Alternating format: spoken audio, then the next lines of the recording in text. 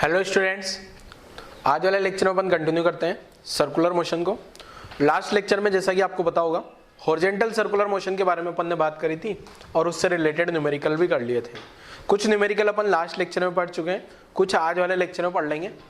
Means अगर ये horizontal circular motion अगर देखा जाए बच्चों, इसमें नई थ्योरी कुछ भी नहीं है, सारा सब कुछ पुराना ही है, वही कॉन्सेप्ट यूज करने हैं, खाली न्यूमेरिकल सोल्व करने आना चाहिए आपको। न्यूमेरिकल सोल्व करते करते करते अभी तक आपने ये देखा होगा, ये पाया होगा कि मोस्ट ऑफ द क्वेश्चंस में पार्टिकल जो है यूनिफॉर्म सर्कुलर मोशन कर रहा है। यूनिफॉर्म सर्कुलर मोशन मतलब उसका टेंजेंशियल एक्सेलरेशन 0 है। ठीक है, ये अभी तक अपन ने पाया और आगे भी ज्यादातर ऐसे होता है। मतलब आपको ये देखना है केवल जो पार्टिकल सर्कुलर मोशन कर रहा है उसमें जो सेंट्रीपिटल फोर्स है वो कहां से आ रहा है। ठीक है, मैं आपको याद दिलाता हूं, केमिस्ट्री में भी आपने पढ़ा होगा कि जो इलेक्ट्रॉन है, केमिस्ट्री में आपने क्या पढ़ा होगा मैं बताता हूं। देखो, ये एक न्यूक्लियस है जेडी और इस न्यूक्लियस के चारों ओर इलेक्ट्रॉन घूम रहे हैं। ये आपने एटॉमिक स्ट्रक्चर में ऐसा पढ़ा होगा। और फिर बोला होगा ये इलेक्ट्रॉन पे जो न्यूक्लियस का फोर्स है उसको बोल दिया होगा K(Q1 Q2 अपॉन R²। ये फोर्स जो है सेंट्रीपिटल फोर्स के कारण आता है। याद आया? सोचो जल्दी। जो इस इलेक्ट्रॉन का जो सेंट्रीपिटल फोर्स है ना, centripetal force provided by electrostatic force. ठीक है, ऐसा लिखा होगा वहां पे सेंट्रीपिटल फोर्स। क्या लिखूं यार, अरे यार यहां लिख देते हैं centripetal force provided by electrostatic force. ठीक है, ये जो इलेक्ट्रोस्टैटिक फोर्स है K(Q1 Q2 अपॉन R², ये mv²/r के बराबर होता है।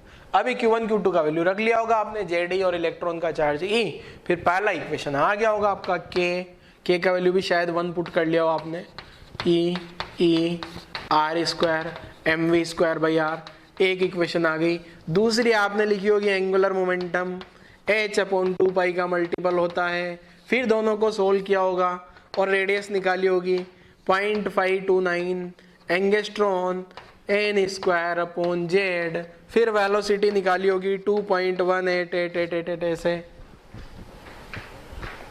याद आया?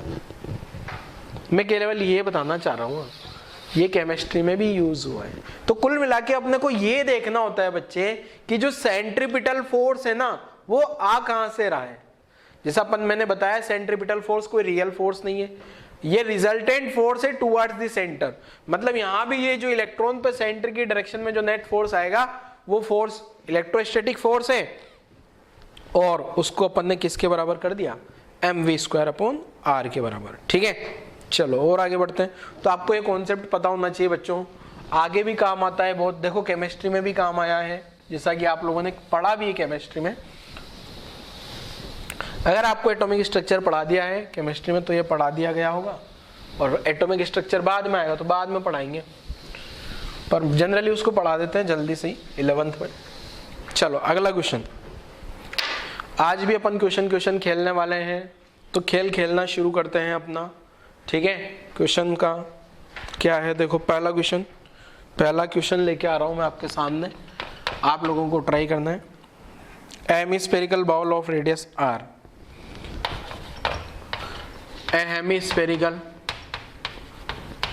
Hemispherical bowl of radius r is rotating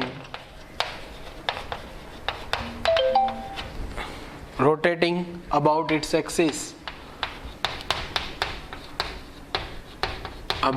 its axis of symmetry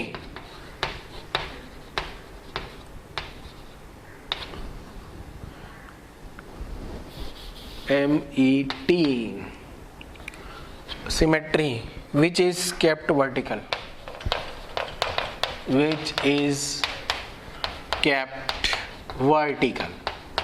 ठीक है।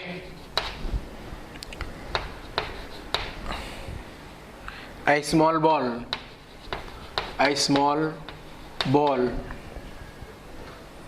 kept in the bowl, kept in the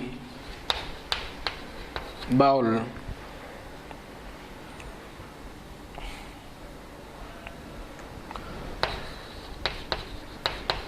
Rotates with the ball.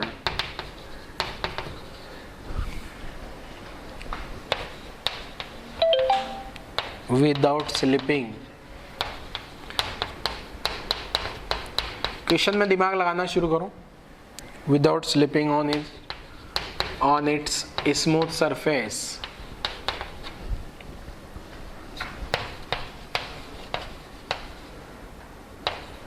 And the angle made by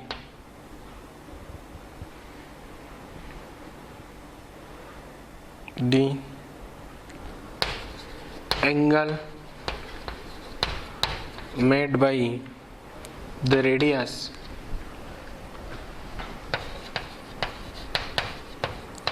through the ball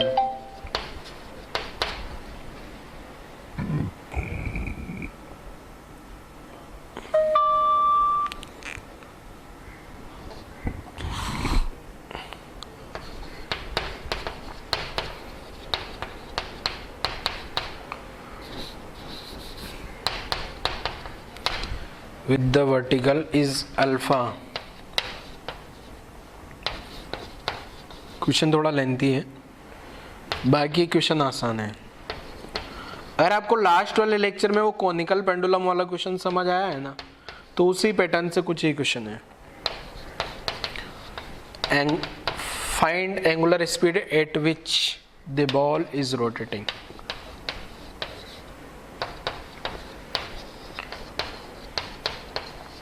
चलो मैं डायग्राम से समझाता हूँ आपको, तो थोड़ा और क्लियर होगा. वैसे क्वेश्चन में डायग्राम नहीं दिया है. जिन बच्चों को लगता है सर आप मत समझाओ, हम खुद से सोल्व कर लेंगे, तो वो तो शुरू कर सकते हैं क्वेश्चन को सोल्व करना. जिनको लगता है नहीं सर आप थोड़ा सा हमें हिंट तो दो, डायग्राम बना के हमें फील कराओ क्वेश्चन कैसे हो रहा है. तो हेमिस्फेरिकल बाउल, बाउल आप समझते होंगे कटोरी टाइप का कोई है. ये आ गई अपनी कटोरी, ये हेमिस्फेरिकल बाउल, हेमिस्फेरिकल बाउल. और इस हेमिस्फेरिकल बाउल का रेडियस आर है. ये रोटेट कर रहा है एक वर्टिकल एक्सिस के अबाउट, ये इस एक्सिस के अबाउट ओमेगा से रोटेट कर रहा है. ठीक है. और ए स्मॉल बॉल, ये बाउल और बॉल अलग अलग है. ये बॉल है कि यहाँ पे बॉल लेके आ जाता हूं मैं, एक छोटी सी बॉल, और ये जो छोटी सी बॉल है ये भी इस बाउल के साथ साथ रोटेट कर रही है. यहाँ पे सपोज ये मान लो ये बॉल है, ये बॉल आ गई. ठीक है. इस बॉल, ये बॉल भी जो इस बाउल के साथ साथ रोटेट कर रही है. A small ball kept in the bowl rotates with ball without slipping. मतलब ये स्लिप नहीं कर रही है, एज इट इज वही मेंटेन है. जैसे एक क्वेश्चन दिया था ना मैंने, वो रोटेटिंग टेबल घूम रही थी, वो ब्लॉक वहीं का वहीं रखा हुआ था, टेबल घूम रही थी, उसी टाइप से बॉल भी यहीं की मेंटेन है. ठीक है. सरफेस स्मूथ मान लेनी है. Angle made by the radius through the ball with the vertical angle. ये यहाँ पे जो है सेंटर है, ये जो एंगल है, ये एंगल आपको अल्फा दिया है. Find the angular speed with the ball is rotating. और ये एंगुलर स्पीड मुझे कैलकुलेट करनी है, क्या होगी. ठीक है. तो शुरू कर दो जरा क्वेश्चन. अब मैंने डायग्राम में भी समझा दिया है आपको. बाउल का रेडियस भी दिया है आर, मीन्स यहां से यहां तक जो है ना, ये वाला रेडियस आपको आर दिया है. यहां से यहां तक का डिस्टेंस कैपिटल आर है, ये रहा कैपिटल आर. और एंगल अल्फा दिया है. ओमेगा कैलकुलेट करना है इस बॉल को कितना स्पीड से घुमा दूं कि वो बॉल वहीं की वहीं मेंटेन रहे. ठीक है. तो ट्राई करो जरा बच्चों, बॉल का फ्री बॉडी डायग्राम बना लो. ये जो बॉल है, बॉल का मास मान लो कुछ, ये बॉल का मास m मान लो, उसका फ्री बॉडी डायग्राम बना लो. तो इस पे mg नीचे लग रहा होगा, इस पे नॉर्मल इधर लग रहा होगा, ये नॉर्मल आ गया. नॉर्मल किसने लगाया उस बॉल पे? वो हेमिस्फेरिकल बाउल ने. अब तो सोल्व कर लो, यही फ्री बॉडी डायग्राम बनेगा, बस दो ही फोर्स आ रहे हैं इसमें. नॉर्मल के दो कंपोनेंट होंगे, एक कंपोनेंट mg को बैलेंस करेगा, दूसरा कंपोनेंट ये एंगल अल्फा होगा, ये हो गया n cos अल्फा, ये n का एक कंपोनेंट n sin अल्फा, अब ये बॉल जो है यहाँ पे सर्कुलर मोशन कर रही होगी बेटा, ऐसा ऐसा सर्कुलर मोशन कर रही है। सर्कुलर मोशन का रेडियस स्मॉल आर मान लूँ अगर मैं, ये सर्कुलर मोशन का रेडियस स्मॉल आर होगा, कैपिटल आर से डिफरेंट होगा। ठीक है, तो पहला तो जो यहाँ पे सर्कुलर मोशन ऑफ ये जो बॉल होगी, छोटी सी बॉल, तो उसको सेंट्रीपिटल फोर्स जो मिलने वाला है उसको वो मिलेगा कहाँ से, एन के कंपोनेंट से और एन साइन अल्फा से। सेंट्रीपिटल फोर्स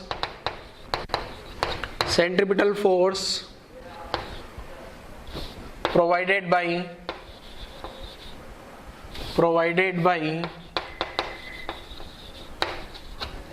किससे मिलेगा ये, एन साइन अल्फा से। ठीक है, एन साइन अल्फा से मिल गए। तो अब मुझे क्वेश्चन में क्या चाहिए, एंगुलर स्पीड चाहिए ना बेटा, इसलिए मैं जो है यहां पे क्या करता हूं, ये जो एन साइन अल्फा को लिखूंगा, N sine alpha M into AC को क्या लिखूं, ओमेगा स्क्वायर स्मॉल आर। ठीक है, एन कोस अल्फा किसके बराबर हो जाएगा, एमजी के बराबर। वर्टिकल में इस बॉल का कोई एक्सेलरेशन नहीं है, vertical acceleration of ball 0, vertical acceleration of ball ये क्या है बेटा, 0।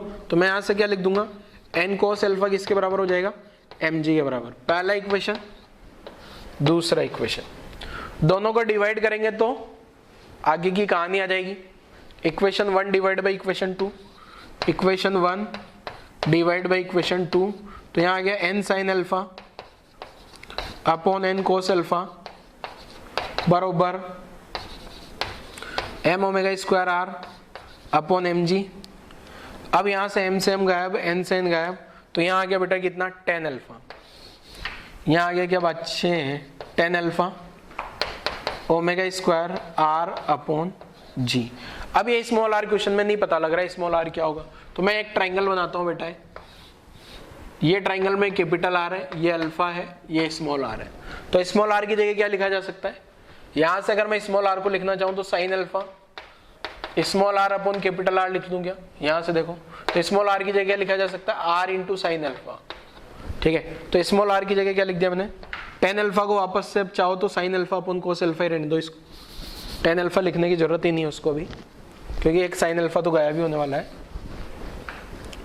इसको sign alpha upon cos alpha लिखा था, लिखा क्या, एन से एन गायब होगी, तो ये sign alpha upon cos alpha और ओमेगा स्क्वायर, छोटू आर की जगह वहां से क्या लिख दूं, कैपिटल आर साइन अल्फा, क्योंकि क्वेश्चन में छोटू आर नहीं दिया है, क्वेश्चन में दिया है बड़ू आर, बड़ू आर दिया है, तो बड़ू आर को साइन अल्फा से मल्टीप्लाई करेंगे तो छोटू आर आ जाएगा अपॉन जी। अब अगर आप ध्यान से देखोगे तो साइन अल्फा से साइन अल्फा गायब हो गया और ओमेगा आ गया आपका कितना, यहां से ओमेगा की कैलकुलेशन करूं तो ओमेगा आ गया बेटा root over G cos alpha upon R, ये अपना आंसर आ जाएगा। ठीक है, इसके बाद ये स्टेप लिख लेना, स्पेस नहीं होने के कारण इधर इधर इधर शिफ्ट कर दिया गया है क्वेश्चन का सॉल्यूशन। बाकी आपके पास तो खूब सारी बुक है, खूब सारे खाली स्पेस है, तो आप लिख सकते हो आराम से, कोई दिक्कत नहीं है। ठीक है, नोट कर लो जल्दी से, क्वेश्चन को नोट करो बच्चे जल्दी से, अगले क्वेश्चन पे आ जाते हैं फिर। यहां तक की कहानी नोट कर लो, फिर अगले क्वेश्चन पे आ जाते हैं अपन।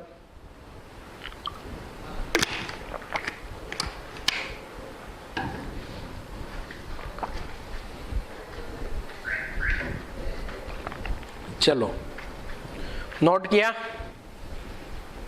यहां तक की कहानी नोट करी क्या बच्चे? चलो रब कर दें इसको, अगला क्वेश्चन देखो क्या है।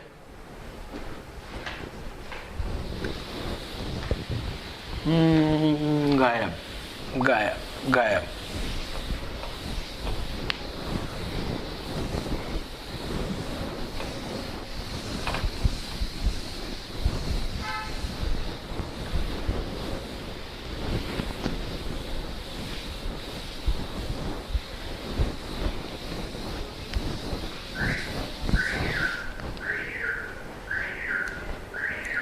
एक सेकेंड, इसको थोड़ा साफ करें यार, इससे साफ होगा ये वाले कपड़े से। चलो अगले क्वेश्चन के लिए तैयार हो जाओ। तो अगला क्वेश्चन है मौत के कुएं से संबंधित, मौत के कुएं से related, dead well, death well, rotor, rigid rotor. तो क्या है देखो क्वेश्चन, समझ लेते हैं अगला वाला।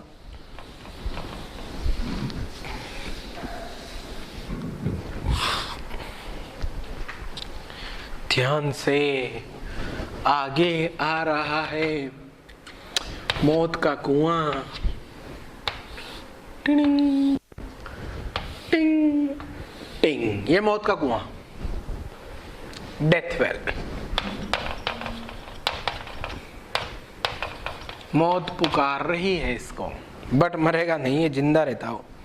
प्रैक्टिस होती है उनकी आर्टिस्ट की। ये डेथ वेल आ गया, ये इसको रोटर भी बोलते हैं, रोटर। अब यहां क्या होगा बच्चे, एक बाइक वाला है, एक बाइकर है जो अपनी बाइक को यहां दौड़ा रहा है। टिंग टिंग। बाइक अगर अच्छी भी नहीं बने ना तो भी आपको गुस्सा नहीं होना है। सर हम तो वैसे गुस्सा नहीं होते।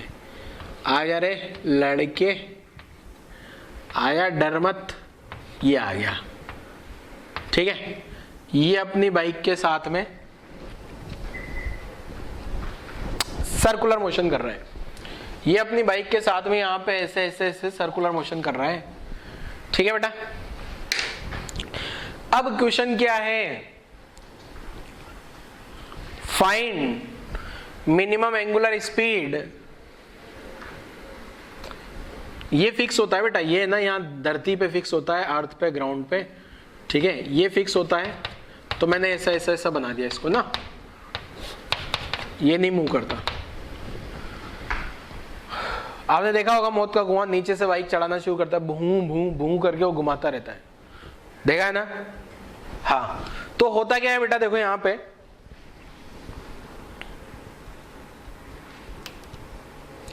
पहले तो दिया है म्यू, ये है क्या, फ्रिक्शन कोफिशिएंट बिटवीन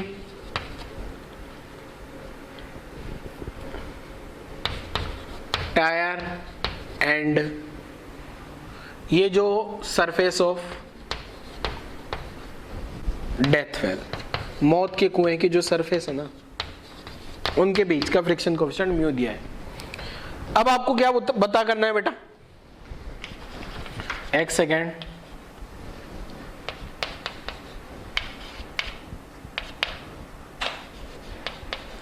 एक सेकेंड, एक second.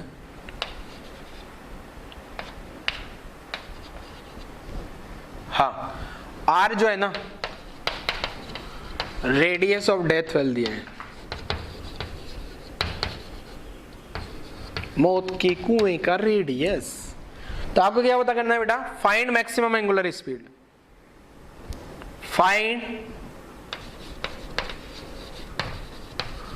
Maximum angular speed of bike so that rider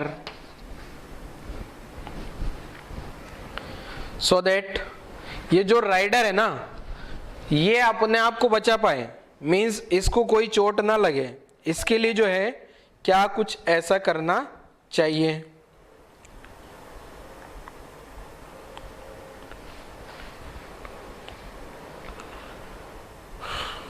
एक second,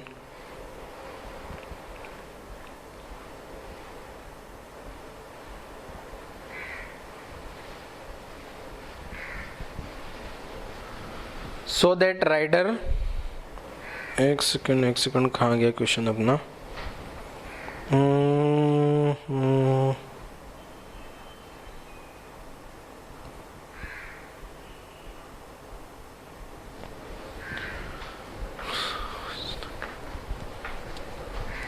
find maximum angular speed of bike for safe riding, लिख देता हूं, फॉर सेफ राइडिंग।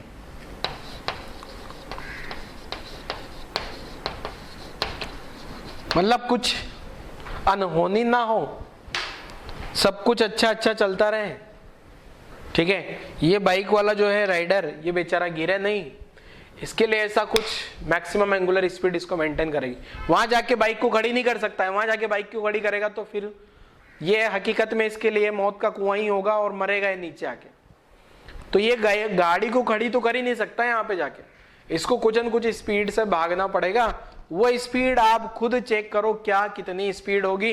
कॉन्सेप्ट आसान है, इजी है, बहुत आसान क्वेश्चन है। अगर आप लोग ट्राई करोगे तो बनाइए इसका फ्री बॉडी डायग्राम जल्दी से। फ्री बॉडी डायग्राम बनाओ क्वेश्चन का और सोल्व करने के लिए ट्राई भी करो, ठीक है, आंसर आ जाएगा। और फिर मैंने आपको राइडर बना दिया, आपका एक जॉब सिक्योर है, मौत के कुएं में बाइक चलाने वाला। तो सर हम तो नहीं कर रहे इस क्वेश्चन को, हम ये काम थोड़ी करेंगे सर। अरे तो क्वेश्चन तो करना पड़ेगा रे। तो चलो शुरुआत करते हैं क्वेश्चन की। क्या है ये जो कुआं है, मौत का कुआं, ये आ गया मौत का कुआं, ठीक है। यहाँ पे राइडर है, ये राइडर आ गया, टिंग टिंग टिंग सब कुछ बना दिया मैंने, राइडर फाइडर सब, ठीक है। अब हो क्या रहा होगा देखो, हकीकत में ये जो राइडर है इसका एमजी किधर लग रहा होगा, नीचे। इसका सर्कुलर मोशन तो ऐसा हो रहा है बेटा, बट इसका एमजी तो नीचे लग रहा होगा। एमजी तो कभी भी इसको सेंट्रीपिटल फोर्स प्रोवाइड करा ही नहीं सकता। अब ये एमजी नीचे लगने के कारण बेटा यहाँ फ्रिक्शन ऊपर लग रहा होगा, ठीक है। इधर लग रहा होगा इस पे नॉर्मल, ठीक है, ये इस पे नॉर्मल लग रहा होगा इधर कांटेक्ट फोर्स, और यही नॉर्मल इसको सेंट्रीपिटल फोर्स प्रोवाइड करा रहा होगा, ठीक है। तो centripetal force provided by centripetal force provided by normal reaction force, normal reaction force. N को क्या लिख दूंगा मैं, M omega square capital R, ठीक है। अब यहां से मैक्सिमम फ्रिक्शन कितना लग सकता है बेटा, maximum static friction mu into normal, तो म्यू इंटू नॉर्मल की जगह लिख दिया मैंने एम ओमेगा स्क्वायर आर। अब ये सेफली चलता रहे, मतलब ये नीचे से ना गिरे, सेफ राइडिंग के लिए क्या हो जाना चाहिए, ये जो mg है ये स्टैटिक फ्रिक्शन की मैक्सिमम वैल्यू के बराबर हो जाए, ठीक है, कम ज्यादा नहीं होना चाहिए। mg mu M omega square R, M ने एम को गायब कर दिया तो ओमेगा स्क्वायर का वैल्यू कितना आ गया, जी आर अपॉन म्यू, तो ओमेगा का वैल्यू कितना आ गया, root over G R upon mu, ठीक है। तो ये आंसर आ गया अपना क्वेश्चन का, लिख लो जल्दी से आप।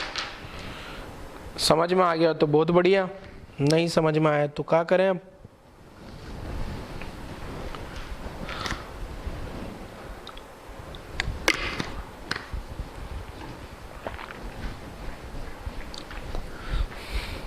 चलो ठीक है, नोट कर लिया, नोट करो बेटा इसको जल्दी से, आगे बढ़ते हैं फिर नेक्स्ट। वीडियो पॉज करके नोट कर लेना आप लोग, गायब कर देते हैं इसको, गायब।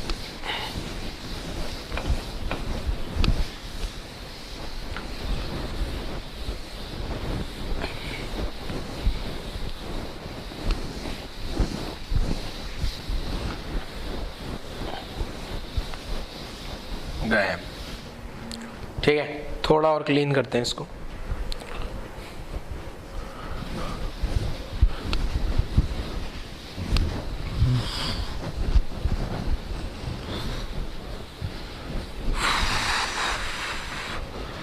क्लीन हो गया।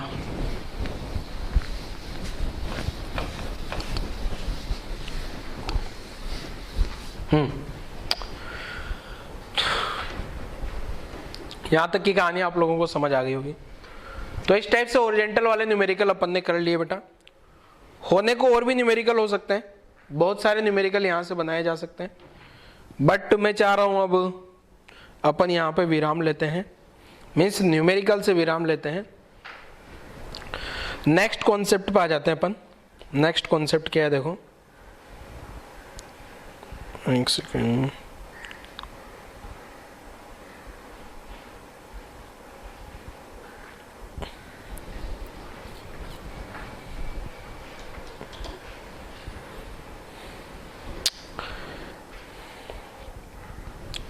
नेक्स्ट कॉन्सेप्ट समझते हैं। देखो क्या है, वर्टिकल से पहले एक और कॉन्सेप्ट समझाता हूं मैं, रेडियस ऑफ कर्वेचर का। तो क्या है रेडियस ऑफ कर्वेचर, ये कॉन्सेप्ट समझते हैं अपन, ठीक है ना। जैसे अपन ने सर्कुलर मोशन पढ़ा, सर्कुलर मोशन में तो रेडियस आता है, ठीक है। अब जरूरी नहीं, अपन ने जो कॉन्सेप्ट पढ़े ना बच्चों अभी तक, जितने भी कॉन्सेप्ट अभी तक अपन ने पढ़े हैं, ये सब के सब कॉन्सेप्ट जरूरी नहीं है सर्कुलर मोशन में ही वैलिड है, ये हर एक मोशन में वैलिड है। मतलब स्ट्रेट लाइन के अलावा, जैसे कोई पार्टिकल पैराबोला पे मूव कर रहा है, हो सकता है कोई पार्टिकल ऐसा कुछ भी रैंडम पाथ पे मूव कर रहा है, एलिप्टिकल पाथ पे मूव कर रहा है, तो इन सभी पे भी ये सारा मोशन वैलिड है। वहां भी यही सारी कहानी आती है, सेंट्रीपिटल एक्सेलरेशन डायरेक्शन चेंज करेगा, टेंजेंशियल एक्सेलरेशन स्पीड चेंज करेगा, ये सारे मोशन वहां भी वैलिड है। बस वहां पे रेडियस की जगह आ जाता है रेडियस ऑफ कर्वेचर। अब रेडियस ऑफ कर्वेचर क्या होता है, इसकी कहानी मैं आपको समझा देता हूँ, ठीक है। जैसे सर्कल में तो जो सर्कल का रेडियस है वही अपन काम करते हैं, वहां बस रेडियस नहीं आके एक नई टर्म आएगी, रेडियस ऑफ कर्वेचर। तो वो रेडियस ऑफ कर्वेचर क्या है उसको समझ लेते हैं, बाकी सारी कहानी सेम रहेगी, ठीक है ना। तो रेडियस ऑफ कर्वेचर की कहानी समझ लेते हैं। अब मान लो अगर कोई भी पार्टिकल एक रैंडम पाथ पे चल रहा है, लिखना नहीं आपको भी, ठीक है। तो पहले तो मैं हेडिंग लिख देता हूँ, रेडियस ऑफ कर्वेचर क्या है। रेडियस ऑफ कर्वेचर समझाने की जरूरत इसलिए पड़ रही है मुझे, क्योंकि अगर मान लो कोई भी पार्टिकल रैंडम पाथ पे चल रहा है बच्चे, कोई भी पाथ हो, पार्टिकल कोई भी पाथ ले सकता है, तो यहां लिख रहा हूं मैं रेडियस ऑफ कर्वेचर, और इसको मैं लिख रहा हूं ब्रैकेट में RC, रक आर बोले तो रेडियस ऑफ कर्वेचर, ठीक है, ROC। तो ये ROC क्या होता है बेटा, रेडियस ऑफ कर्वेचर क्या होता है, ये कहानी समझते हैं। मतलब अगर पार्टिकल सर्कुलर मोशन कर रहा है तो एक सर्कल पे चल रहा होगा, और वही सर्कल का radius he radius of curvature हो जाता है। बट अगर, अब मैं ये बता रहा हूं कि जो सर्कल के अलावा भी बहुत सारे पाथ हो सकते हैं जहां पे पार्टिकल मूव कर सकता है। मान लो कोई एक रैंडम पाथ में बता देता हूं, मान लीजिए ये एक रैंडम पाथ है, टिंग, थोड़ा सा पाथ को चेंज करके बनाता हूं, ये ऐसा पाथ है। मान लो यहां से गाड़ी गई, टिंग, पहाड़ी इलाका है, टिंग टिंग और टिंग, ये ऐसा पहाड़ी इलाका, मतलब यहां से हिल एरिया है, हिल स्टेशन है, इस टाइप से गाड़ी आगे मूव करती है। तो ऐसी सिचुएशन में अपन क्या करेंगे, अब यहां पे कहीं पे भी किसी को सर्कल तो नहीं दिख रहा, बट अगर इन पे जब भी कोई पार्टिकल या गाड़ी मूव करेगी ऐसे पाथ पे, तो ऐसी सिचुएशन में मुझे बस पूरी कहानी वही सेम रहती है, बस चेंज होता तो क्या, बस रेडियस की जगह रेडियस ऑफ कर्वेचर आ जाता है। तो अब ये समझ लें अगर रेडियस ऑफ कर्वेचर क्या है तो अपना क्वेश्चन, अपना काम आसान हो जाएगा, ठीक है। तो रेडियस ऑफ कर्वेचर क्या है देखो, मान लो अब यहां पे सर्कल नहीं है, कोई भी सर्कल नहीं है, ठीक है। अब मुझे मान लो बच्चों एक पॉइंट है, और वो पॉइंट है ये वाला पॉइंट, इस वाले पॉइंट पे मुझे रेडियस ऑफ कर्वेचर की जरूरत है। तो मैं क्या करूंगा, इस पॉइंट पे यहां पे एक छोटा सा अगल बगल में इतना बहुत छोटी सी लेंथ लिया ये, और ये एक सर्कल का आर्क मान लिया, ये कोई ना कोई सर्कल का आर्क होगा, और वो सर्कल यहां ड्रॉ कर लिया मैंने, वो सर्कल मैंने यहां ड्रॉ कर लिया। अब इस पॉइंट पे ये जो सर्कल का जो भी रेडियस होगा, वही सर्कल की रेडियस को अपन ने क्या बोल दिया, रेडियस ऑफ कर्वेचर। मतलब कोई भी पाथ होगा ना, ये कोई भी पाथ है, ये पाथ है, ये पाथ है, पाथ है, इसमें इनफाइनाइट रेडियस ऑफ कर्वेचर हो सकती है अलग अलग पॉइंट पे। जैसे मैं इस पॉइंट की बात करूं बेटा, तो मैंने क्या किया, यहां छोटा सा ये आर्क बनाया, ये आर्क कोई ना कोई सर्कल का होगा, उस सर्कल का रेडियस, इस सर्कल का रेडियस जो होगा इस पॉइंट पे रेडियस ऑफ कर्वेचर के बराबर होगा।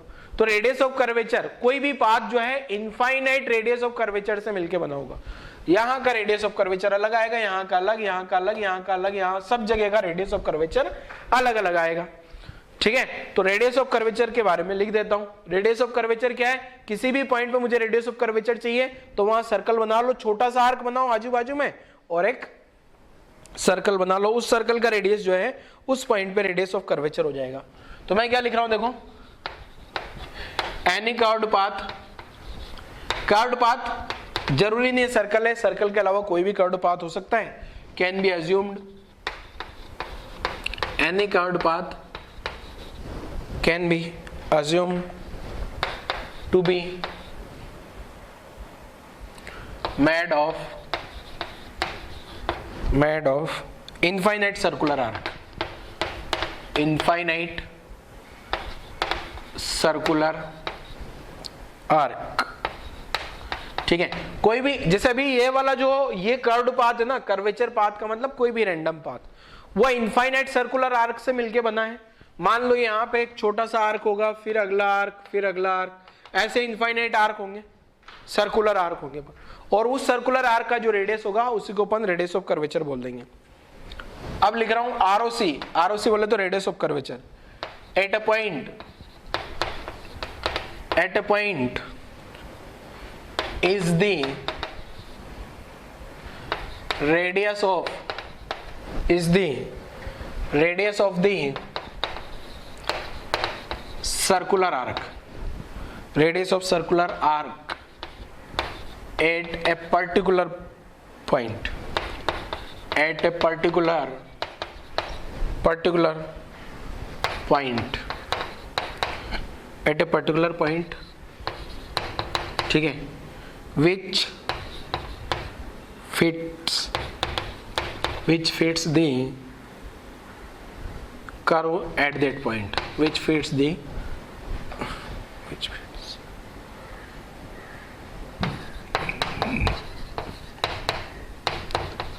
ठीक है, ये जो आर्क है ना वो वहीं पे फिट हो जाएगा इस टाइप से, ये सर्कल वहां पे फिट हो जाएगा, ऐसा कुछ बोला है। तो any curved path can be assumed to be made of infinite circular arc, कोई दिक्कत नहीं है। ROC at a point is the radius of circular arc at a particular point, कोई भी पॉइंट पे पर्टिकुलर पॉइंट पे सर्कुलर आर्क का जो रेडियस होगा ना, ये सर्कल का जो रेडियस होगा, इस सर्कल को बना दे, वो इस पॉइंट पे आरओसी कहलाएगा। ठीक है, एंड ये जो है point which fit the curve at that point, यहाँ पे ये जो सर्कुलर आर्क है, ये सर्कुलर आर्क इस पॉइंट यहाँ पे इस कर्व पे फिट हो जाएगा। क्लियर है, यहां तक की कहानी में कोई दिक्कत नहीं। अब जो है निकालना कैसे है कहानी।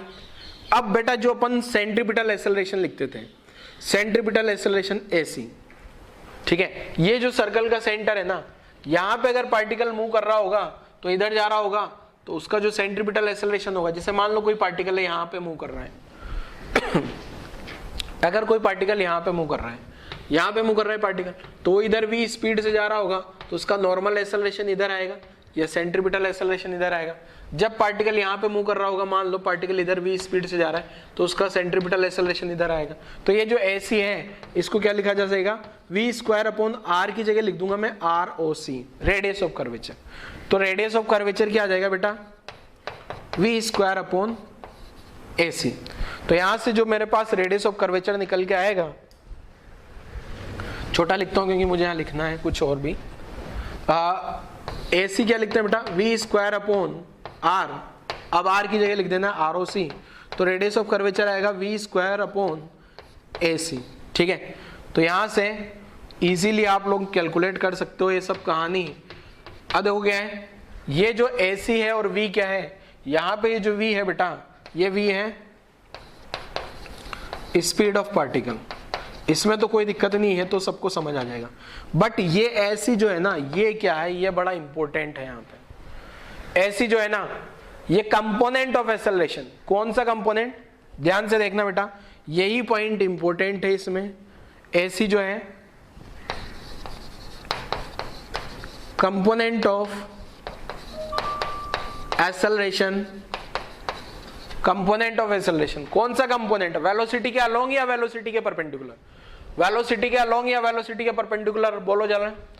तो ये ऐसी जो है बेटा, ये है क्या, component of acceleration perpendicular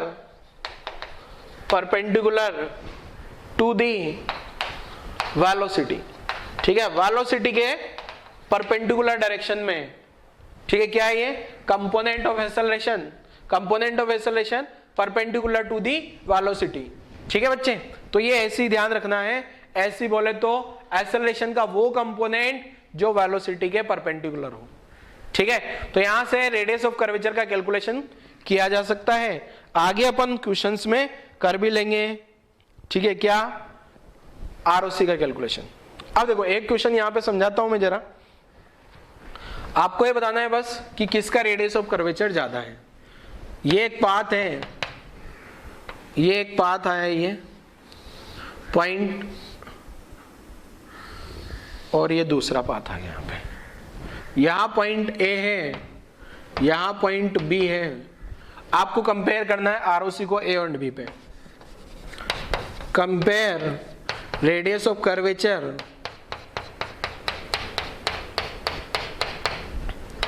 eight point A and B. बहुत आसान क्वेश्चन है बच्चों, देखते से पता लग जाएगा आपको कहां पे रेडियस ज्यादा दिख रही है। आपको डायग्राम में देखने से पता लग रहा है बी पॉइंट पे जो रेडियस है वो ज्यादा है ए के कंपेरिजन में। मतलब यहाँ जो सर्कल बनेगा वो छोटा सर्कल बनेगा, यहाँ जो सर्कल बनेगा वो बड़ा सर्कल बनेगा, ये छोटा ये बड़ा। जैसे यहाँ देख लू मैं, ये पॉइंट और ये पॉइंट, लेफ्ट एंड राइट वाले दो पॉइंट है, कहां पे आरओसी ज्यादा है, जहां मैंने सर्कल ड्रॉ कर रखा है, यहाँ का रेडियस ऑफ कर्वेचर ज्यादा लग रहा है, यहाँ का कम है। तो ऐसे मैं इस क्वेश्चन का आंसर भी लिख सकता हूं बहुत आसानी से। ROC at point A point B greater than ROC at point A. ठीक है, नोट कर लो जरा, नोट करो यहां तक की कहानी।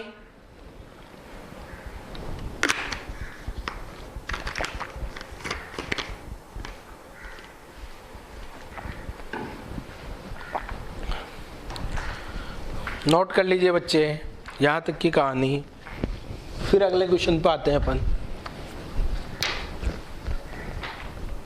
चलो नोट किया?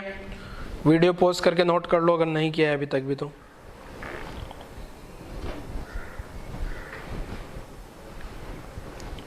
चलो गायब कर देते हैं। अब इसके न्यूमेरिकल पे आ जाते हैं। इसका न्यूमेरिकल पार्ट क्या है देखो, इसका जो है आरओसी रेडियस ऑफ कर्वेचर का न्यूमेरिकल पार्ट।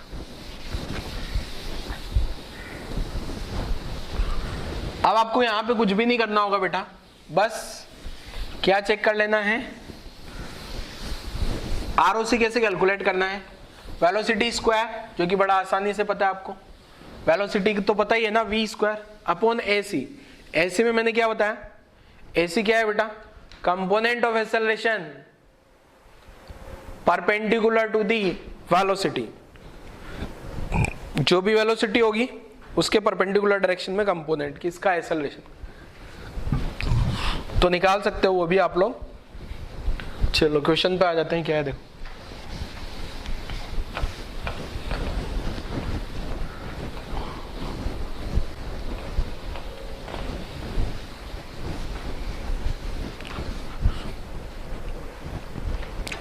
क्वेश्चन आसान सा है, आप लोगों को ट्राई करना है, बट देखो क्या है question. A particle of mass m, a particle of mass m is projected। थोड़ा सा प्रोजेक्टाइल मोशन का कॉन्सेप्ट भी है, प्रोजेक्टाइल मोशन भी आपको याद होना चाहिए तो ही जाके क्वेश्चन होगा।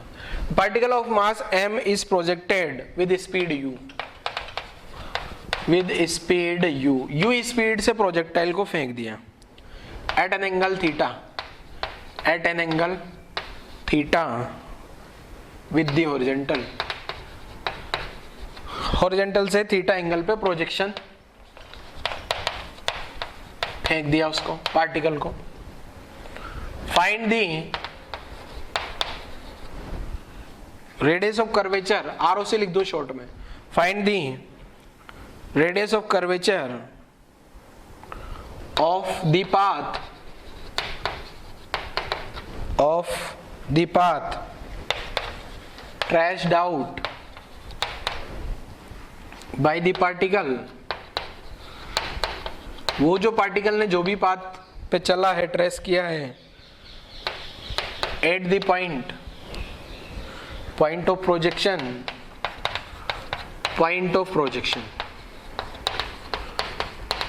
at the point of projection and also at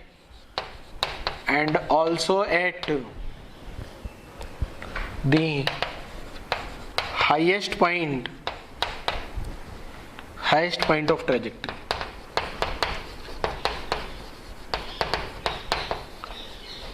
ठीक है, क्वेश्चन क्या है देखो, वापस रिपीट करते हैं। A particle of mass m is projected with speed u.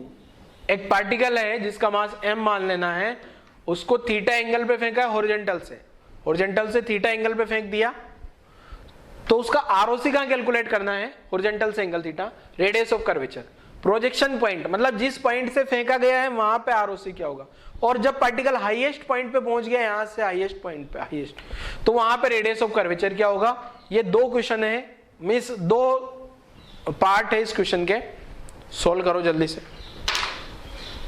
Try करो जल्दी से।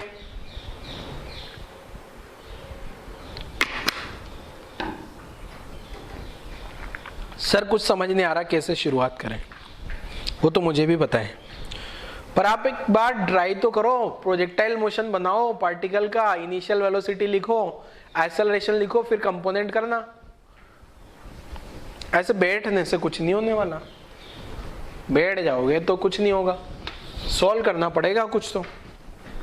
चलो सॉल्व करता हूं। देखो अभी मैं डायग्राम बनाऊंगा, कुछ बच्चों को थोड़ा थोड़ा समझ आएगा। पहले तो एक राउंड बना लिया बेटा, यहां से पार्टिकल को फेंक दिया, ये पार्टिकल ऐसे घूम के आ रहा है और ये स्पीड u मान ली, शुरुआत की स्पीड, ठीक है। हॉरिजॉन्टल से ये एंगल थीटा है, हाईएस्ट पॉइंट पे इसका स्पीड u cos थीटा बचता है, ये आपको पता होना चाहिए। प्रोजेक्टाइल मोशन का कॉन्सेप्ट मैं नहीं बताऊंगा वापस से। अब अगर बात की जाए बच्चे एक्सेलरेशन की, तो यहाँ पे g एक्सेलरेशन नीचे आता है, यहाँ भी g एक्सेलरेशन नीचे आता है। तो अगर मैं प्रोजेक्शन पॉइंट की बात करता हूँ और हाईएस्ट पॉइंट की बात करूँ, तो प्रोजेक्शन पॉइंट और हाईएस्ट पॉइंट, ये तो हो गया हाईएस्ट पॉइंट और ये हो गया प्रोजेक्शन पॉइंट, ठीक है। तो एट पॉइंट ऑफ प्रोजेक्शन की अगर बात की जाए बच्चे, मैंने जो रेडियस ऑफ कर्वेचर बताया आपको, ये बताया v²/ac। ac के बारे में क्या बोला था, एक्सेलरेशन के दो कंपोनेंट होते हैं, एक तो वेलोसिटी के परपेंडिकुलर, एक वेलोसिटी के अलोंग।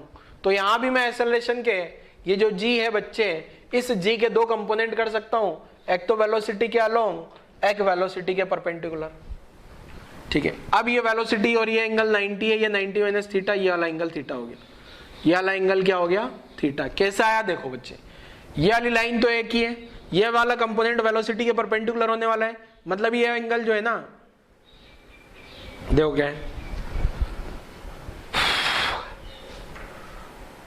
ये ऐसा आ गया, ये परपेंडिकुलर आ गया, ये हॉरिजॉन्टल लाइन आ गई, ठीक है। ये वाला एंगल तो आपको दिया है थीटा, जो इस डायरेक्शन में वेलोसिटी है, ठीक है, और g यहां जा रहा है अपना नीचे, ठीक है। अब ऑब्वियसली कुछ गड़बड़ है क्या, थोड़ा सा डायग्राम गड़बड़ बन गया मेरा, यहाँ पे यहीं पे बनाता हूँ वापस, दूसरे डायग्राम बनाने की जरूरत ही नहीं पड़ेगी।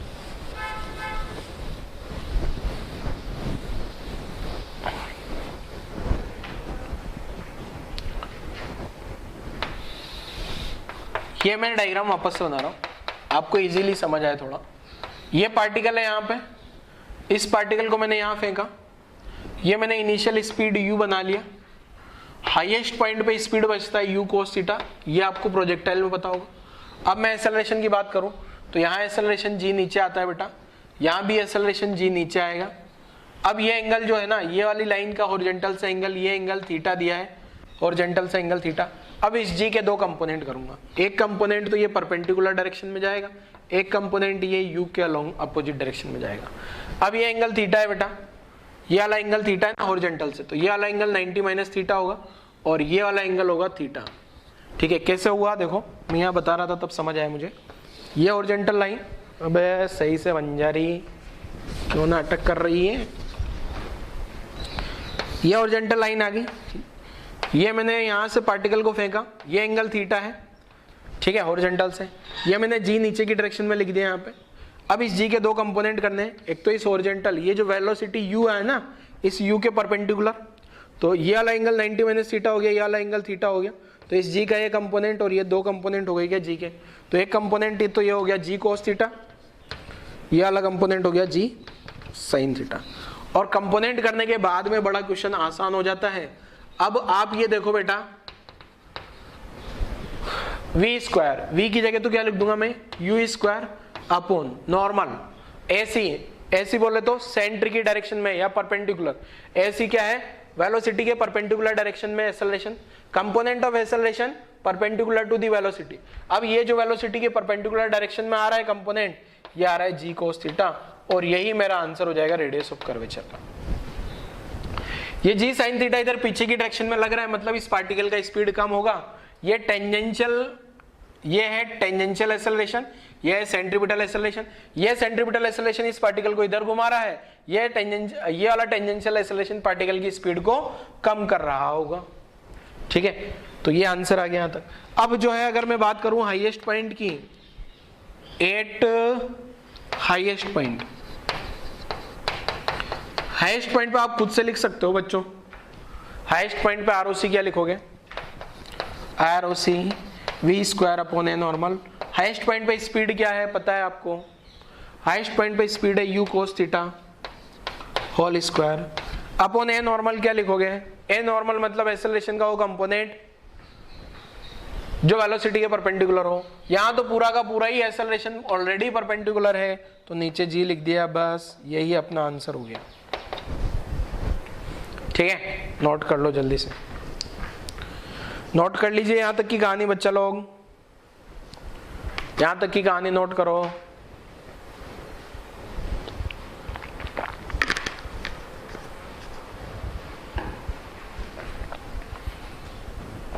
चलो अगला क्वेश्चन पे आते हैं, एक और क्वेश्चन करते हैं अच्छा वाला,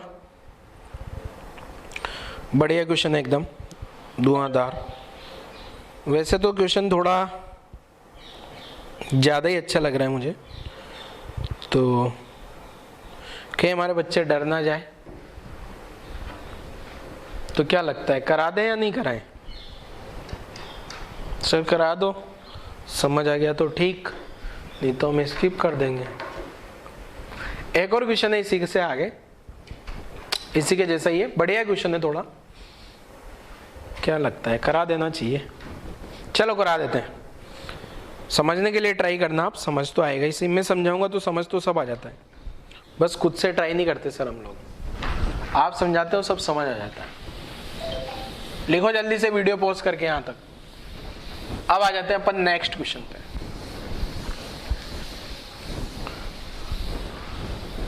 नेक्स्ट क्वेश्चन क्या है देखो,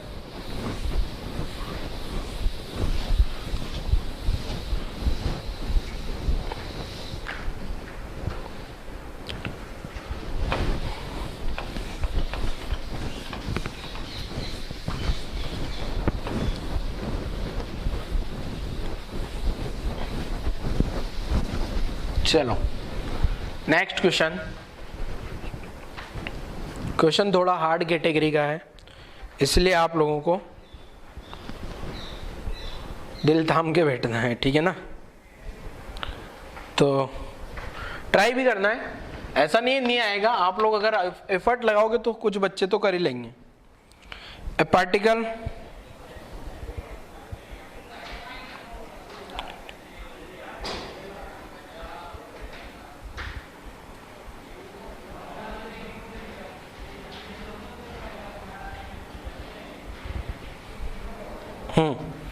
देखोगे,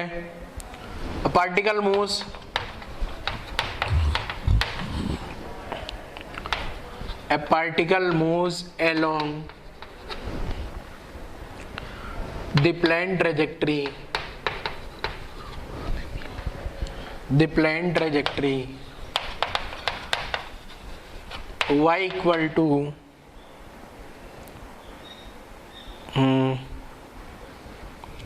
अल्फा एक्स स्क्वायर, अल्फा नहीं लिखते हैं यार, अल्फा बीटा, बीटा लिख लेते हैं, y equal to beta X square. Beta कोई कांस्टेंट है, ठीक है, और बीटा जो है समथिंग समथिंग कुछ कांस्टेंट है बेटा, है ना, और वो कांस्टेंट भी पॉजिटिव है, मतलब आपको एग्जैक्ट पैराबोला पता लग जाए, पैराबोला की शेप क्या है इसलिए लिख रहा हूं। बीटा क्या मान लेना है, पॉजिटिव कांस्टेंट, बीटा जो है अपना पॉजिटिव कांस्टेंट है। अब पता क्या करना है आपको, देखो, find the ROC radius of curvature of the trajectory, trajectory मतलब path, trajectory at the point x equal to 0, ठीक है, x इक्वल टू 0 पे आपको क्या पता करना है बच्चे कि रेडियस ऑफ कर्वेचर क्या होगा। तो सॉल्व करिए जल्दी से, क्वेश्चन को सॉल्व करना पड़ेगा, सॉल्व नहीं करोगे तो कुछ भी समझ नहीं आएगा, सॉल्व करोगे तो कुछ तो आंसर आ ही जाएगा।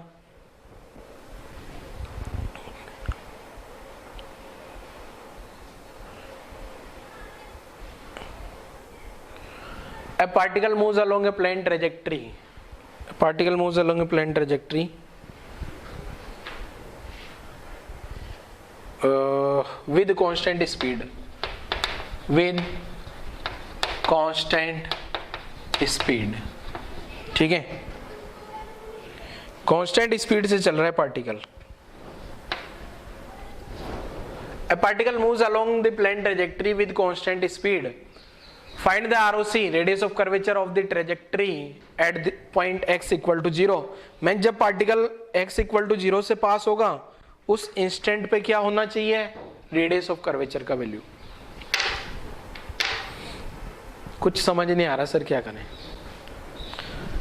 कुछ समझ नहीं आ रहा सर, क्या किया जाए, कुछ भी समझ नहीं आ रहा। कोई दिक्कत नहीं, समझाएंगे भी, समझा देंगे, क्या दिक्कत है, काहे टेंशन लेता हो रे।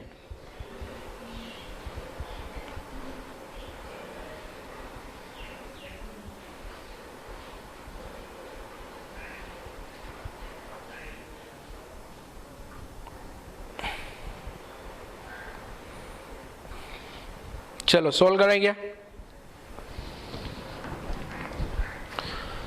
दोगे, सॉल्व करता हूं। क्वेश्चन आप लोगों ने लिख लिया होगा बच्चों, क्वेश्चन लिख लिया ना।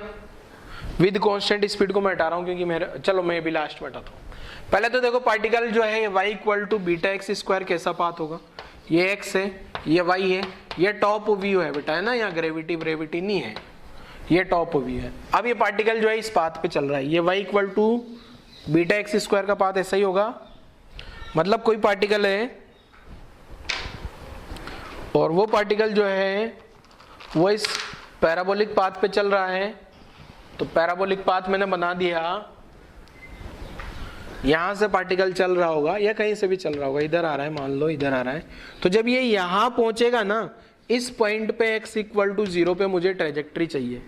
अब ये जो इसका स्पीड कांस्टेंट मेंटेन है, ऐसा क्वेश्चन में बोला है, विद कांस्टेंट स्पीड से चल रहे हैं।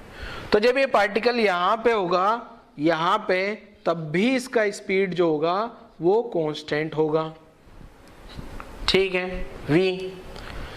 अब मुझे इसी पॉइंट पे रेडियस ऑफ कर्वेचर चाहिए, तो कैसे सॉल्व करना है देखिए जरा। क्वेश्चन आप लोगों ने लिख लिया होगा, ठीक है। तो आपको दिया है y equal to beta X square. अब मुझे यहां पे वेलोसिटी v तो मिल गया, v क्या है, कांस्टेंट स्पीड, ठीक है बेटा, v क्या आ गया अपना, कांस्टेंट स्पीड। और मुझे रेडियस ऑफ कर्वेचर पता है क्या होता है, रेडियस ऑफ कर्वेचर जो होगा वो क्या होगा बेटा, ROC v square upon a normal या AC, सेंट्रीपिटल एक्सेलरेशन AC। अब ये सेंट्रीपिटल एक्सेलरेशन जो होगा उसको पहले तो एक्सेलरेशन लेके आऊं, फिर उस एक्सेलरेशन का वो कंपोनेंट ले लूं जो इस वेलोसिटी के परपेंडिकुलर ऊपर होगा ऑब्वियसली, क्योंकि ऐसे घूम रहा है ना, ऐसे घूम रहा है तो ऊपर की डायरेक्शन में होगा। तो अब मुझे क्या पता करना है, ये जो सेंट्रीपिटल एक्सेलरेशन होगा, ये सेंट्रीपिटल एक्सेलरेशन कितना होगा ये पता करना है। ठीक है, अब इसका स्पीड, ये स्पीड तो कांस्टेंट है, तो इस इंस्टेंट पे टेंजेंशियल एक्सेलरेशन तो जीरो होगा। ये वाले इंस्टेंट पे टेंजेंशियल एक्सेलरेशन जीरो इसलिए होगा बेटा क्योंकि पार्टिकल का स्पीड कांस्टेंट है क्या, तो टेंजेंशियल एक्सेलरेशन ऑलवेज जीरो। ठीक है, पार्टिकल का स्पीड क्या है, कांस्टेंट है, स्पीड कांस्टेंट है तो टेंजेंशियल एक्सेलरेशन तो क्या ही होने वाला है, जीरो। स्पीड कांस्टेंट है तो टेंजेंशियल एक्सेलरेशन जीरो ही होने वाला है। ठीक है, चलो आगे बढ़ते हैं। अब मेरे को यहाँ पे v तो पता लग गया, ac पता लग जाए, ac बोले तो y डायरेक्शन का एक्सेलरेशन है क्या, y डायरेक्शन का एक्सेलरेशन पता लगाएं, तो y डायरेक्शन का एक्सेलरेशन पता लगाएं, पहले y डायरेक्शन का स्पीड निकालता हूं, तो मैं dy अपॉन dt करता हूं, तो ये y डायरेक्शन का स्पीड आएगा dy dt of beta T square, sorry beta X square. ठीक है, तो यहां से dy बाई dt निकल के आया मेरे पास कितना बेटा, बीटा कांस्टेंट है, एक्स स्क्वायर का डिफरेंशिएशन 2x, साथ में dx बाई dt भी लिखना है। कुछ बच्चे dx बाई dt को भूल जाते हैं, dx बाई dt लिखना जरूरी है। अब ये dy बाई dt क्या हो गया बेटा, ये dy बाई dt जो है y डायरेक्शन का वेलोसिटी हो गया। dx बाई dt क्या हो गया, ये जो dx बाई dt है, ये जो dx बाई dt है क्या हो गया, x डायरेक्शन का वेलोसिटी हो गया क्या, dx बाई dt क्या हो गया बेटा, x डायरेक्शन का वेलोसिटी, और dy बाई dt क्या हो गया, y डायरेक्शन का वेलोसिटी। अब मुझे y डायरेक्शन का वेलोसिटी नहीं चाहिए, y डायरेक्शन का एक्सेलरेशन चाहिए। क्वेश्चन की कैलकुलेशन थोड़ी कॉम्प्लेक्स है, अलग टाइप का क्वेश्चन है, इसलिए थोड़ा सा अलग फील लगेगा, पर समझ आएगा दिमाग पे जोर डालोगे तो।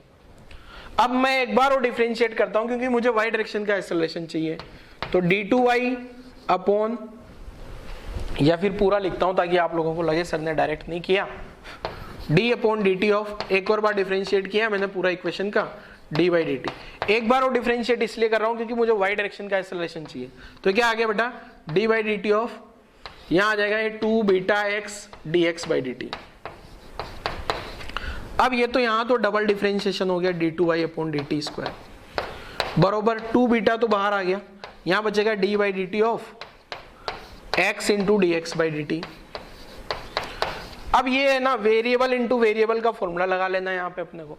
कौन सा फॉर्मूला लगाना है बेटा, वेरिएबल इंटू वेरिएबल। एक वेरिएबल u आ गया ये u, और एक वेरिएबल v आ गया ये dx बाई dt। तो यहाँ पे जो d2y अपॉन dt स्क्वायर है, मैंने पहले ही बोला था क्वेश्चन थोड़ा सा कॉम्प्लेक्स है बच्चों, सर थोड़ा सा बोला था आपने, तो x into D by D T of D X by D T plus D X by D T into D by D T of x. मैंने क्या किया, u इंटू वी का फॉर्मूला पता है ना, u इंटू डी, कुछ बच्चे तो वो भी भूल गए। फॉर्मूला क्या होता है बेटा, d by D X of u into वी, u into D V by D X plus v into D U by D X. इसीलिए बोला था बेटा डिफरेंशिएशन तो अच्छे से आना चाहिए। ठीक है, अब यहां से सॉल्व करूंगा तो D two Y upon D T square क्या आ रहा है, 2 बीटा, और ये हो गया x, ये हो गया D two X upon D T square plus ये हो गया D X by D T whole square, bracket close. यहां तक कोई दिक्कत किसी को नहीं होना चाहिए। अब अगर यहां पे बोला जाए बच्चे ओरिजिन की बात हो रही है, ओरिजिन की बात हो रही है 8x इक्वल टू 0, तो 8x इक्वल टू 0। ठीक है, x इक्वल टू 0 की बात की जाए तो जो dx बाई डी टी होगा ये x डायरेक्शन का स्पीड होगा dx by D T. dx by D T क्या होगा, x डायरेक्शन का स्पीड होगा, और वो किसके बराबर दिया है क्वेश्चन में, v के बराबर अपन ने यहाँ पे मान लिया था।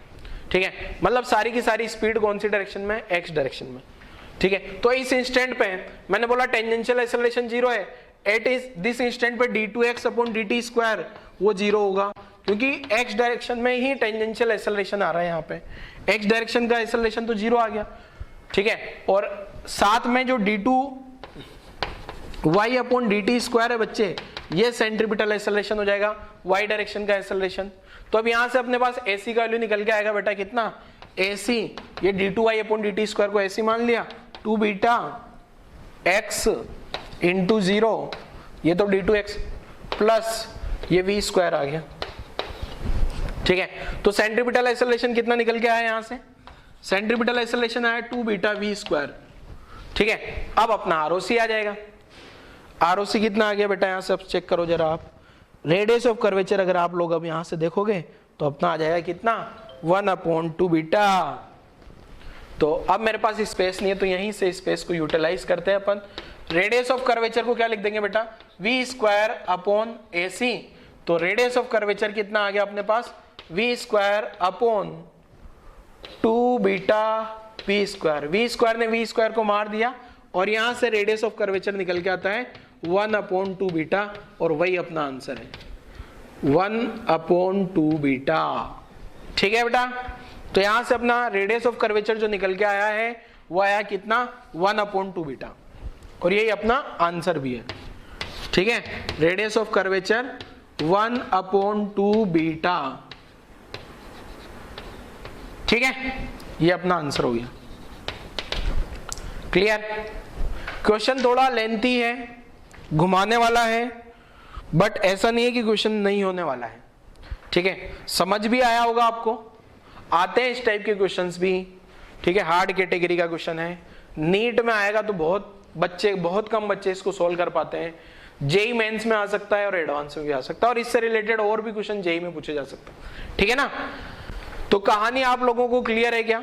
एक बार क्वेश्चन को बिना देखे सोल्व करने के लिए ट्राई करना है। ठीक है, क्या क्या देखो वापस से एक्सप्लेन करता हूं मैं। पार्टिकल एक पैराबोलिक पाथ पे चल रहा है, x = 0 पे मुझे क्या पता करना है, रेडियस ऑफ कर्वेचर। ठीक है, पाथ का इक्वेशन लिख लिया, रेडियस ऑफ कर्वेचर मुझे पता है v स्क्वायर अपॉन AC होता है। अब यहाँ पार्टिकल कांस्टेंट स्पीड से चल रहा था, जहां लिखा था मैंने मिटा दिया, कांस्टेंट स्पीड से चल रहा है, तो टेंजेंशियल एक्सेलरेशन 0 आ गया। Radius of curvature v square upon AC, यहाँ ओरिजिन पे भी v आ गया इधर, तो ये y = बीटा x स्क्वायर, इसको डिफरेंशिएट करूंगा क्योंकि मैं चाह रहा हूं y डायरेक्शन का एक्सेलरेशन कैलकुलेट करना, क्योंकि ओरिजिन पे जब पार्टिकल है तो एक्सेलरेशन उसका y डायरेक्शन में है, सेंट्रीपिटल एक्सेलरेशन, टेंजेंशियल तो 0 ही है। ठीक है, तो dy/dt क्या आ गया बेटा, d/dt of beta x square, beta constant है, पॉजिटिव कांस्टेंट बाहर आ गया। पॉजिटिव इसलिए लिखा था ताकि पैराबोलिक का शेप पता लग पाए ऊपर की डायरेक्शन में, और बाकी उससे कोई मतलब नहीं है। तो x स्क्वायर का डिफरेंशिएशन 2x नहीं लिखना, 2x dx/dt लिखना है, क्योंकि ये डिफरेंशिएशन x के रेस्पेक्ट में नहीं हो रहा, t के रेस्पेक्ट में हो रहा है। u⁴n वाला फॉर्मूला याद करो, पावर चेन रूल वैसे ही सोल्व किया।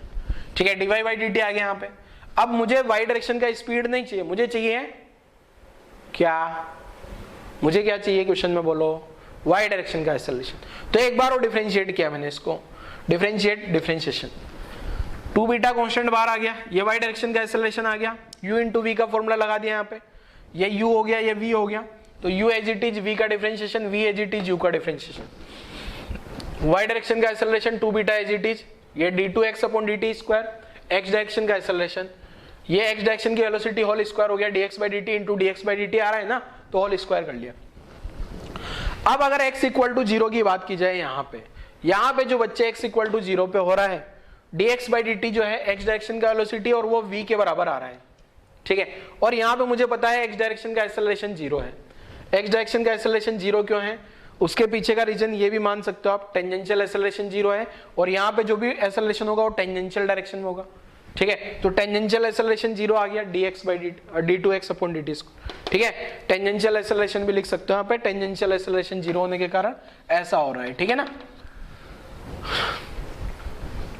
Next d2y upon dt square, ये सेंट्रीपिटल एक्सेलरेशन है AC, तो AC का वैल्यू क्या आ गया, 2 बीटा, यहाँ लिख दिया AC 2 बीटा 0, और यहाँ v स्क्वायर, तो AC का वैल्यू आ गया 2 बीटा v स्क्वायर। ठीक है, सेंट्रीपिटल एक्सेलरेशन है। Radius of curvature v square upon AC, v square upon 2 beta v square, v square गया, 1/2 बीटा आंसर हो गया। क्लियर है, थोड़ा हार्ड जरूर है पर समझने लायक है। जिन बच्चों को समझ आ गया है ठीक है, जिनको लगता है सर नहीं हमें तो नहीं समझ आया, वो स्किप कर दो, कोई दिक्कत नहीं है, कोई मुसीबत वाली बात ही नहीं है। ठीक है, जिसको समझ आ गया अब ठीक है, नहीं समझ आया स्किप कर दो।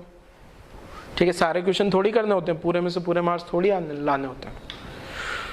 ठीक है, तो आज वाले लेक्चर में अपन ने हॉरिजॉन्टल सर्कुलर मोशन के कुछ क्वेश्चन करें, एक दो न्यूमेरिकल, और बाद में एक नया टॉपिक पढ़ लिया आरओसी। अब अपन पढ़ने वाले हैं क्या, सर्कुलर मोशन इन, कल वाले लेक्चर में, प्रीवियस लेक्चर में, आज वाले लेक्चर में अपन ने पढ़ा circular motion in horizontal plane. Next lecture में पढ़ेंगे circular motion in vertical plane, particle जो है वर्टिकल प्लेन में घूम रहा होगा। ठीक है बच्चों, तो अब समय आ गया है लेक्चर क्लोज करने का। Thank you.